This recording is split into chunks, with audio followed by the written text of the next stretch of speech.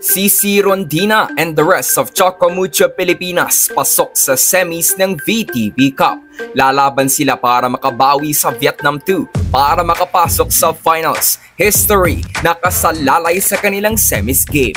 Good day ka-trending, this is Ron Michael, the voice artist of this channel. Ngunit bago natin yan pag-usapan ay huwag mong kalimutan mag-subscribe and click the notification bell para updated ka sa latest Pilipinas volleyball trends.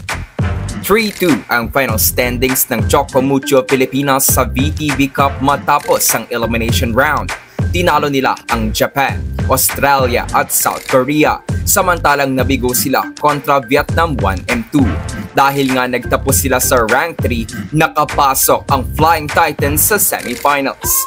Pagdating ng August 25, magaganap ang winner-take-all semis at muli nilang makakaharap ang Vietnam 2 sa ganap na ika-6 ng gabi. Kung inyong tatandaan noong kanilang laban in the elims, panalo na sana ang Pilipinas na noon ay up 2-0 at lamang sa third set 19-13. Subalit hindi nagpapigil ang Vietnam 2. Gumawa sila ng 12-2 run sa third frame at naipanalo ang set 3. Nang makuha nila ang momentum, hindi na ulit hinayaan ng mga Vietnamese na maagaw ito sa kanila.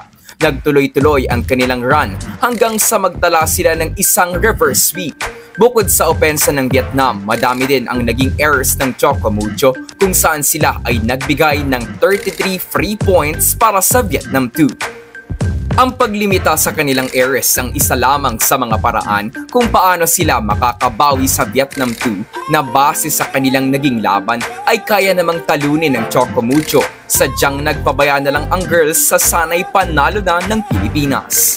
Kung mananalo ang Pilipinas against Vietnam 2, isang makasaysayang game ang magagawa ng Choco Mucho dahil makakabalik ng muli ang bansa sa finals ng isang international tournament. Huling nakapaglaro para sa gold medal match ang women's volleyball team ng Pilipinas noon pang 1993 SEA Games na ginanap sa Singapore.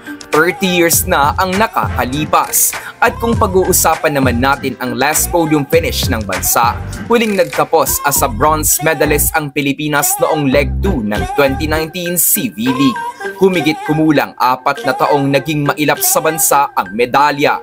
Iba't ibang talento na ang pinadala ng Pilipinas pero bigo pa din. Pero kung mananalo ang Pilipinas against Vietnam 2, Philippines will guarantee at least a silver finish in the VTV Cup.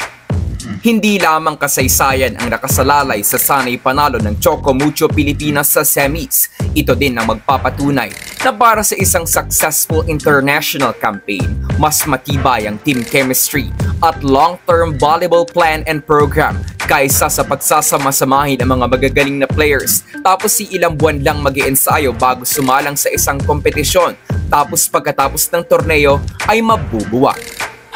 Kaya naman best of luck sa Choco Mucho Pilipinas. Naway malimita nila ang kanilang errors at magkaroon sila ng sapat na opensa para makabawi at manalo kontra Vietnam 2. So that's it for today's video ka-trending. Do not forget to subscribe and click the notification bell para updated ka sa latest ganap ng women's volleyball ng Pinas. Thanks for watching. Bye for now!